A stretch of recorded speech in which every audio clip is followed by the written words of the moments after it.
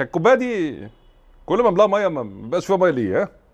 بس فاهمة ليه؟ السلام عليكم ورحمة الله وبركاته، حبايب قلبي يا اهلا بكم، وانا جاي لك النهارده باكبر غلطة انت بتعملها في كل رمضان، وهي المصيبة اللي بتضيع منك كل رمضان، لأن الغلطة دي وبكل بساطة كفيلة تضيع لك كل ثواب بتاخده في رمضان، وتضيع كل أثر لرمضان في قلبك، بل إنك هتلاقي نفسك في رمضان أسوأ من قبله، وتخرج بعد رمضان أسوأ من قبله وفي رمضان، فركز معايا عشان تعديها، لأن المصيبة دي هي اللي مضيعة لك كل حياتك. بص يا صديقي، ربنا سبحانه وتعالى لما فرض علينا العبادات والطاعات كان الهدف منها انها تساعدك انك تقاوم المعاصي والذنوب اللي انت بتحبها وميال ليها ومش قادر عليها، ومش بس كده، والطاعه والعباده دول كمان هدفهم انهم يرفعوا اثرها من قلبك ويرفعوا وجودها في صحيفه اعمالك، فتقابل ربنا سبحانه وتعالى وقد غفر لك وعفى عنك. اسمع قول ربنا سبحانه وتعالى: واقم الصلاه ان الصلاه تنهى عن الفحشاء والمنكر. هو ده هدف الصلاه، تنهاك عن الفحشاء والمنكر فتقاوم الذنب، فربنا سبحانه وتعالى يغفره لك ويشيل اثره من قلبك.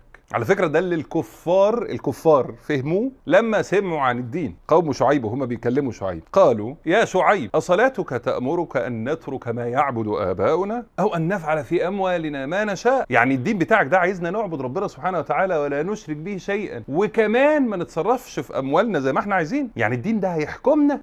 قلت لي بقى. فيجي هنا الشيطان ما يبقاش عايز ده منك، وفي نفس الوقت انت داخل على رمضان، موسم العباده والطاعة والقرب من ربنا سبحانه وتعالى، وهو شايفك وانت نفسك تقرب من ربنا سبحانه وتعالى ونفسك تعبد مع الناس اللي بتعبد. فالشيطان لقى لعبة بسيطة قوي يضحك عليك بيها، يخش عندك على السيتنجز ويشغل مود اسمه التعايش بين الطاعة والمعصية. فاكرين الكوباية المخرومة؟ اهلا وسهلا بيك. حضرتك في رمضان عايز تملى قلبك، هصلي الفرض في المسجد، هصلي سنن الصلاة، هقرأ قرآن، هصلي التراويح، هصلي التهجد يا سيدي. الشيطان باصص لك وانت عمال تاخد القرارات دي وعمال يقول لك برافو عليك، برافو، ماشي، يلا جو وريني هتعمل ايه، لانه وانت عايز تملى قلبك عمل لك فيه خرم. ايه الخرم ده بقى؟ التعايش مع المعصية. هو انا هعمل كل ده بس انا هنزل على القهوة ادخن مع اصحابي، وانا هعمل كل ده بس انا مش هلبس الحجاب، وانا هعمل كل ده بس جدول المسلسلات بتاعي ما يتلمسش، وانا هعمل كل ده بس انا ما اقدرش ما اكلمش حبيبتي، وانا هعمل كل ده بس حبيبي هسيبه في رمضان. فيجي يشاور لك على قلبك يقول لك شوف الجمال،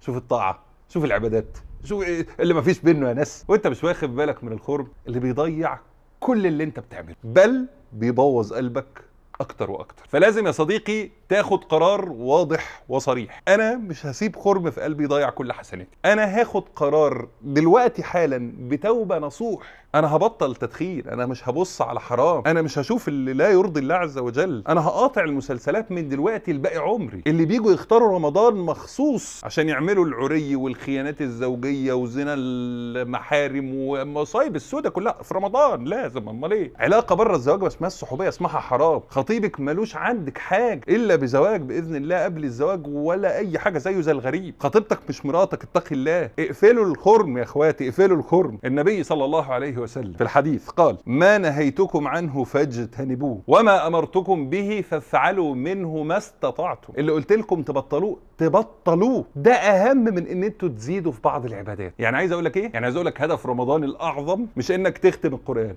مش انك تقيم الليل كله، مش انك تقعد تتصدق ليل ونهار، وان كان كل ده هو من العبادات الجميلة اللي في رمضان ولازم نعملها، ولكن الأهم منها أن تقف وقفة أمام الله عز وجل، أن تقف وقفة قصاد نفسك وتقرر التوبة من أي حرام أنت متعلق بيه، وهي دي التقوى اللي ربنا سبحانه وتعالى كتب الصيام علينا عشان. فاوعى تعيش رمضان وانت سايب الخروج. تمام؟ خليك فاكر بقى. ولا هنا ايها الاحباب ينتهي الفيديو بتاعنا النهارده، وقبل ما تمشي ما تنساش تعمل لايك لصفحه الفيسبوك، سبسكرايب على اليوتيوب، وفولو على الانستجرام، شير في الخير والدال على الخير كفاعله، اعمل الدعم على باتريون، لينك الدعم في اول كومنت على الفيسبوك او كومنت على اليوتيوب في الديسكربشن على اليوتيوب. انا بحبكم في الله، تابعوني في رمضان على هاشتاج رمضان مع امير 2023، وفيديوهاتنا في رمضان الساعه 10 بالليل باذن الله. بحبكم في الله، جزاكم الله خيرا. كان معكم امير منير، والسلام عليكم ورحمه الله وبركاته.